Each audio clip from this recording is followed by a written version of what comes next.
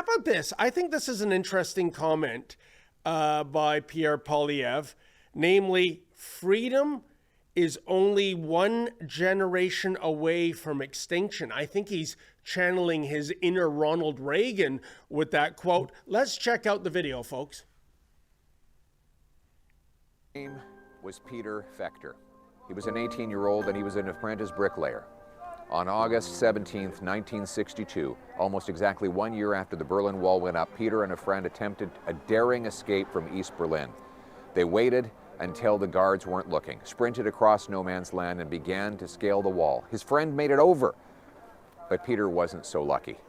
He was shot in the pelvis and fell back into no man's land.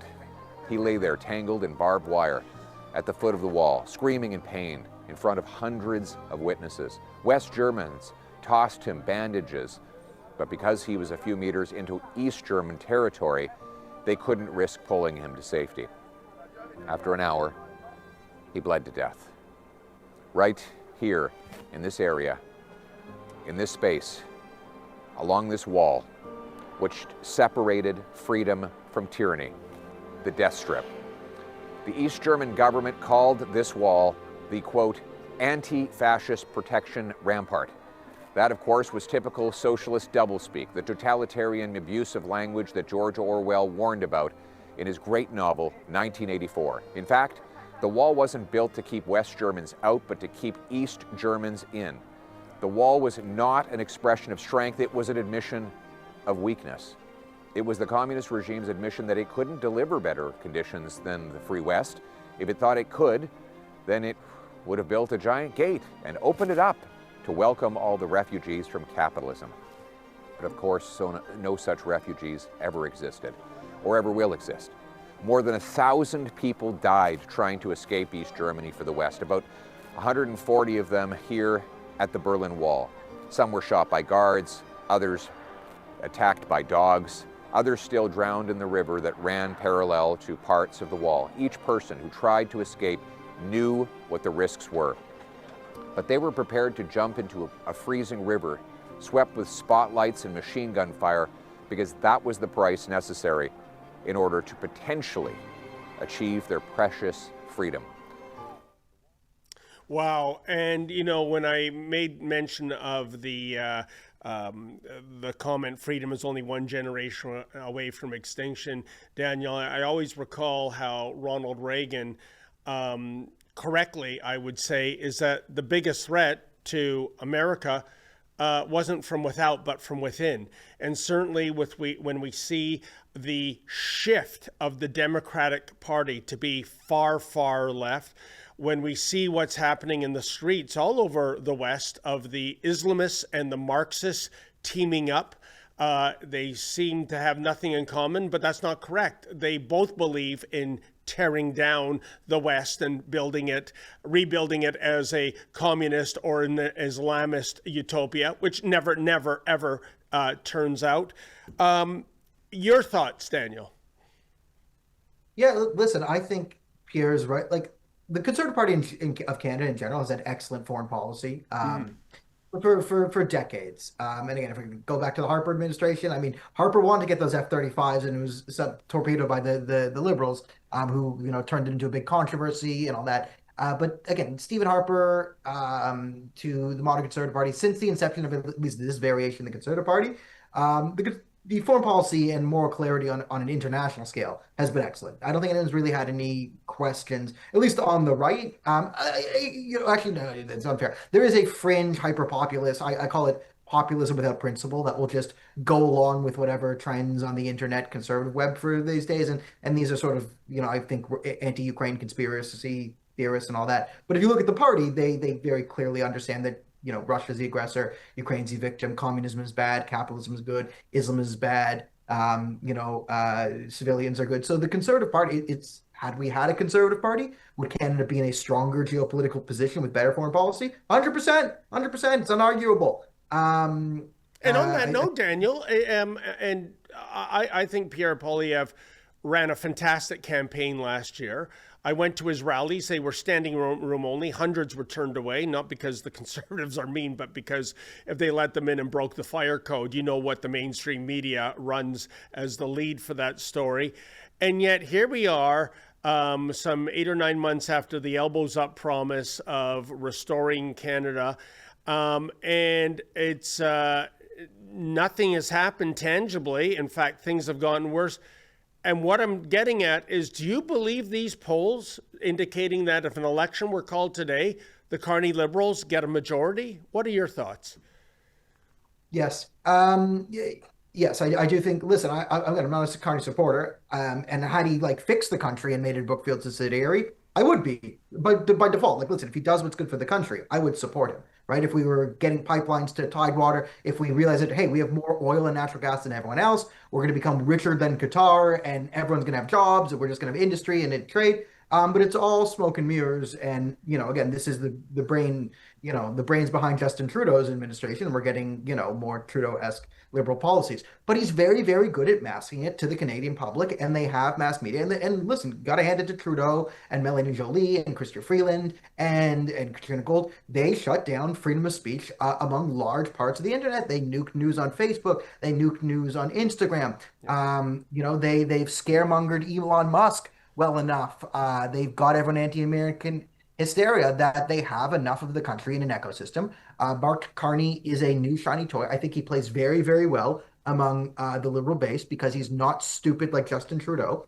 He can deliver a 20-minute PowerPoint presentation. And should this be the grand qualifier for ruler of the world? No, but he does a very good job of making the liberal base believe like they're reasonable, rational people that are on the right side of history again. And until the Conservatives actually break through Carney's facade, they're not going to beat him. And listen, my criticism of Poilievre, I was very critical of his campaign. And not, again, I like his foreign policy, but domestically, I thought he let the Liberals sort of get the initiative, right? We all knew Justin Trudeau was going away, yet he let the Liberals have a campaign race and retake the initiative on the Trump thing, right? He was just calling everyone carbon tax Chrystia, carbon tax Carney, carbon tax whatever, right? Took no initiative. And then let Carney come out and reframe the narrative as the change candidate. And then because Carney took the initiative, the media ran with it and ran away. And like, you can complain it's not fair that the mainstream media is liberal, but you should have known that if you're the Conservative Party. You got to prepare to fight asymmetric war. You're never going to get the CBC on your side. So I like Pierre is now trying to reframe. You got to reframe the narrative. And I think actually this incident might actually be the biggest thing that hurts Mark Carney, because you have to remember, people do not vote and do not think with their brains. Okay. Even the best, most of your thinking is not done in the prefrontal cortex. People think with their heart, their gut, or what's between their legs. And then if you can engage one of those things, you can then talk to their brain. But it's usually the brain is a last resort when it comes to matters of thinking and especially voting. You have to inspire and get the people. And Mark Carney's facade as a competent technocrat, actually the waffling on a major issue of Iran here, there, this is actually the first thing that actually pokes a hole in his competence, master, cool, calm, and collective. Mark Carney sees the whole picture 365 degrees, because that's his facade. It's not Justin Trudeau, right? And the Conservative campaign was geared to take out Justin Trudeau, and Justin Trudeau took out himself. Right? But isn't that the thing, Daniel? I mean, in politics, much like war, timing is everything. And I go back to late 2024. The polls indicated a supermajority for the Pierre Poilievre Conservatives. And in the Department of Plenty of Blame to go around, let's pretend we have an alternate timeline for Canada.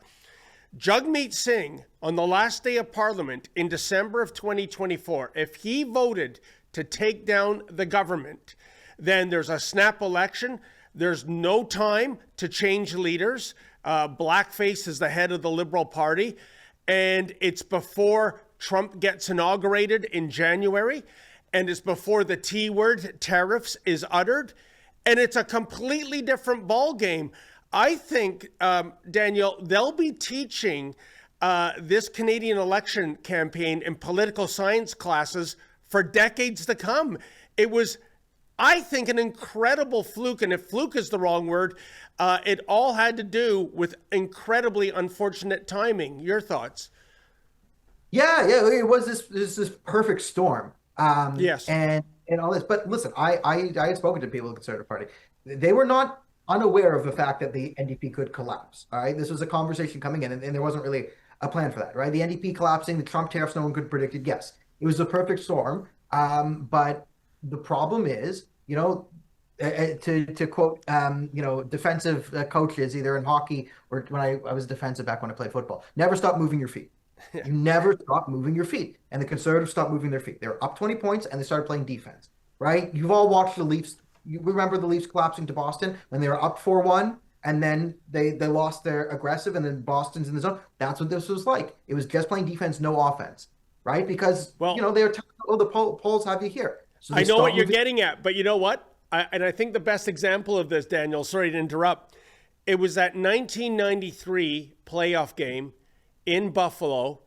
It was the Houston Oilers in January, frigid. I think at halftime, I'm going by memory, I believe they were up 38-3, okay? Virtually the whole stadium in terms of fans had already left. And they missed the greatest comeback in NFL history. And I'll never forget, 25 years later, Sports Illustrated had a story about that where they interviewed the players involved in that game. And they talked to some of the Houston linemen. And there was one quote that resonates, and I think this makes your point. When the second half began, there was a quick score by Buffalo. Then there was an interception. And suddenly a couple of fast scores. The gap was getting closer, but Houston was still ahead. And what he said, Daniel, at that point, we started playing not to lose as opposed to playing to win. And he said, and when you play not to lose, guess what? You lose. Yeah, I agree. That was my analysis of the Conservative campaign as they saw the lead coming out, is they just couldn't get on the aggressive. Pierre Poilievre needed to throw the pollsters. He needed to support. Listen, if you love the Conservative Party, you should never give money to the Conservative Party, because the Conservative Party takes your money and uses it to pay liberal pollsters to tell them to do the wrong thing. It's just the Conservative campaign strategy is load gun, point at foot, pull trigger. Okay? If you love the Conservative Party, if you want the Conservatives to take, if you're a Pierre Poilievre supporter, donate to the NDP. Okay? You need to get the NDP functioning again, because they're the only things, right? Give them money to destroy the left, because everyone's incompetent, right? But Daniel, I think you're trying to revive a dead dog. I'm not exaggerating. I think whenever the next election is, you could see the NDP go down to 1 or 0 seats. I'm not kidding. Oh, yeah. The NDP is pretty much, as decimated as the rest of the axis of resistance. They're falling, which is another hurdle the Conservatives are going to have to deal with. But I truly do believe, this version of Pierre that he had in the beginning, right? I think once he ate the apple and had the T-shirt and had one win, he kind of took his foot off the gas, right? Played not to lose. Pierre needs to get out there. This is who he needs to be, okay? Mark Carney, love him or hate him or whatever, you got to understand he's like a Bond villain, right? This is the final boss of globalism, right? We got BlackRock, we got this, that, we got it all, right? You need to engage your sort of James Bond character side of Pierre Poilievre, so to speak, rather than the bro that was needed to take out Trudeau. Because Trudeau was an imbecile and made us look bad. That's a different thing. You need to say, okay, guys, the adults will be in charge. The adults are coming in charge, and don't worry, we're going to be cool again and not losers. But the problem is when Carney came in, he took the adults are in charge narrative away from the Conservatives. Yeah. Right? The adults are in charge. Isn't that all you wanted? Isn't that all Erin O'Toole wanted? You're going to do the same things as Justin Trudeau. You're just going to do it in a suit and no blackface. No, I'm not going to twerk when Modi comes.